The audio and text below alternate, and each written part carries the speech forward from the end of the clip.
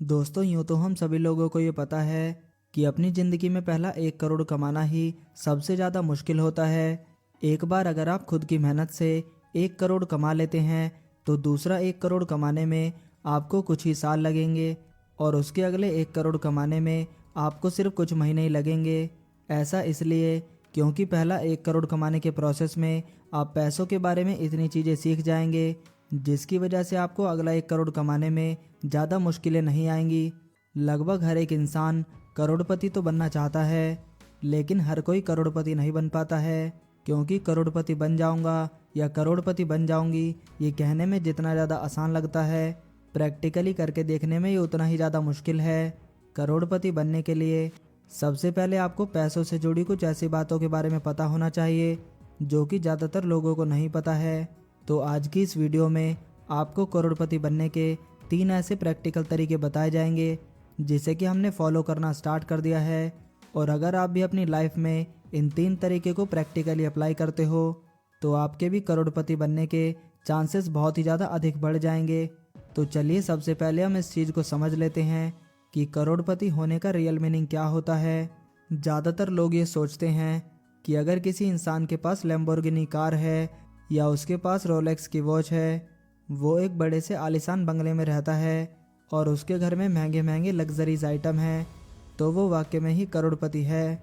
दोस्तों, क्या हो कि जब मैं आपसे ये बोलूं कि किसी भी इंसान के पास ये सब होने की वजह से ये बिल्कुल भी ज़रूरी नहीं है कि वो इंसान करोड़पति है, बल्कि करोड़पति का रियल मीनिंग ये होता है कि आपकी नेटवर्थ की वैल्यू करोड़ों रुपए में है।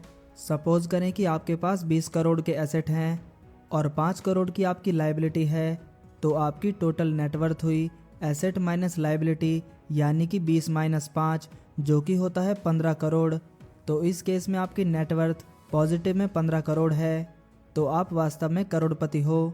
लेकिन फॉर एग्जांपल अगर आपके पास एसेट है 5 करोड़ के और आपकी लाइबिलिटी है 10 करोड़ की, तो इस हिसाब से आपकी टोटल नेटवर्थ हुई 5 minus 10 which is equal to -5। तो इस केस में आपकी नेटवर्थ नेगेटिव में है।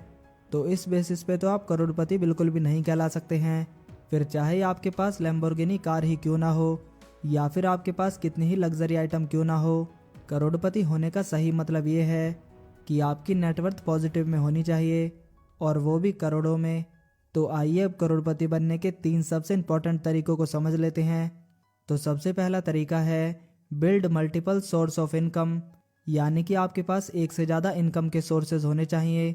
और ये चीज़ करोड़पति बनने के लिए सबसे ज़्यादा ज़रूरी तो है ही, साथ ही ये आपको फाइनेंशियल सिक्योरिटी भी देती है।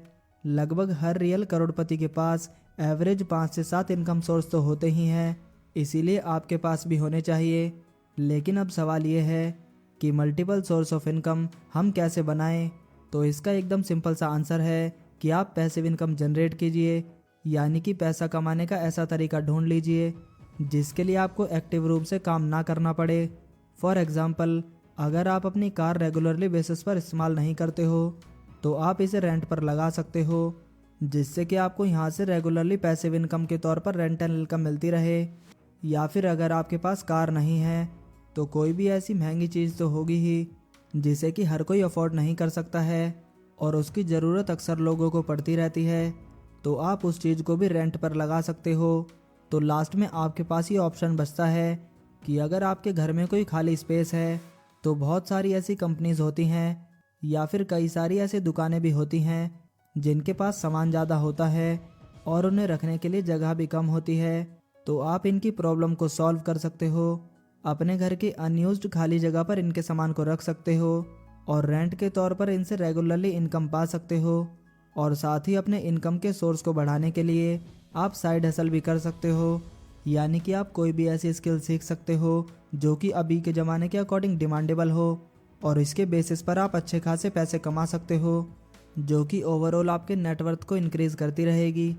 दोस्तों, अपना कोई भी प्रोडक्ट सेल करके आप 1 महीने में, 6 महीने में या 1 साल में या फिर 5 साल के अंदर करोड़पति बन सकते हो। आइए मैं आपको एक्सप्लेन करता हूँ। मान लीजिए कि आप कोई ऐसा प्रोडक्ट बनाने में कामयाब हो जाते हो जिससे कि लोगों की गहरी समस्या दूर हो सकती है, तो आपने अपने आधे मिशन को जीत लिया है। अब मान लेते हैं कि आपके अपने प्रोडक्ट का प्राइस 1000 रुपये रखी है, तो आपको 1 करोड़ कमाने के लिए अपने इस प्रोडक्ट को 10,000 लोगों को बेचना पड़ेगा। या फिर अगर आपका प्रोडक्ट का प्राइस 5,000 रुपये है तो आपको 1 करोड़ कमाने के लिए इसे 2,000 लोगों को बेचना पड़ेगा। वहीं अगर आपके प्रोडक्ट की प्राइस 10,000 रुपये है तो आपको 1 करोड़ कमाने के लिए इसे केवल 1,000 लोगों तक ही बेचना पड़ेगा। लेकिन आप इस बात को भी समझ लीजिए कि आपके प्रोडक्ट की प्राइस जितनी ज़्यादा होगी आपको उसी लेवल में लोगों की प्रॉब्लम भी सॉल्व करनी होगी। यानी कि ऐसा नहीं होना चाहिए कि आपने सिर्फ बेचने के चक्कर में प्राइस ज़्यादा रखा है, ऐसे में आपकी सेल्स नहीं आएंगी। आपका सेलिंग माइंडसेट प्रॉब्लम सॉल्विंग होना चाहिए, यानी कि आप अपने प्रोडक्ट के जरिए लोगों की प्रॉब्लम को सॉल्व कर सकें या उन्हें कोई वैल्यूबल स्किल सिखा सकें। तभी चांसेस रहेंगे कि लोग आपके प्रोडक्ट को खरीदेंगे और आपकी सेल्स बढ़ेगी। और रही बात प्रोडक्ट की, तो प्रोडक्ट वही होता है, फिजिकल हो या डिजिटल, बस आपको बेचना आना चाहिए। इसके लिए आपको सेल्स और मार्केटिंग जैसी स्किल्स में भी माहिर होना पड़ेगा। और इसके साथ ही अगर आप किसी भी पर्टिकुलर स्किल में माहिर हो, जैसे कि public speaking, communication skills, singing, dancing etcetera, तो आप इनके कोर्सेज भी बनाकर सेल कर सकते हो।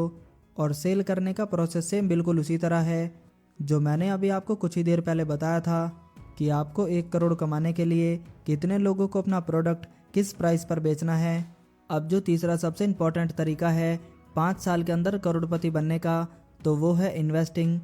अब देखिए, इन्वेस्टिंग करने के लिए मार्केट में बहुत सारे ऑप्शंस अवेलेबल हैं, जैसे कि bank FD, RD, commodities, real estate और स्टॉक्स।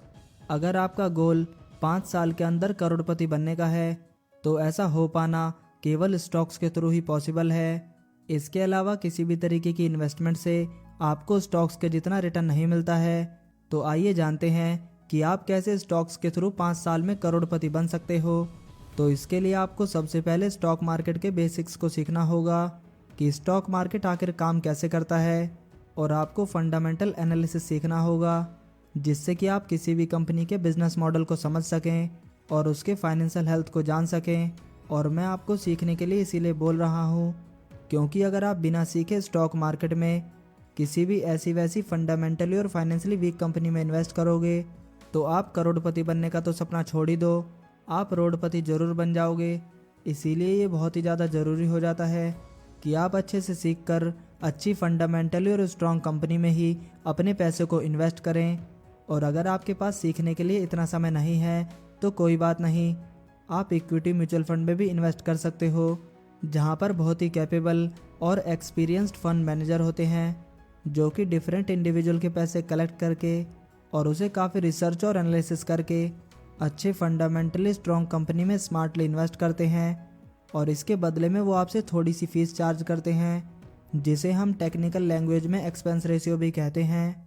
इसीलिए आपके लिए एडिशनल जेन्युइन एडवाइस यही रहेगी कि अगर आप ज़्यादा एक्सपेंस रेशियो वाले म्यूचुअल फंड में इन्वेस्ट करोगे तो लॉन्ग टर्म में आपको अपनी इन्वेस्टमेंट विद रिटर्न रिडीम करने पर आपके ओवरऑल प्रॉफिट कम हो जाएंगे।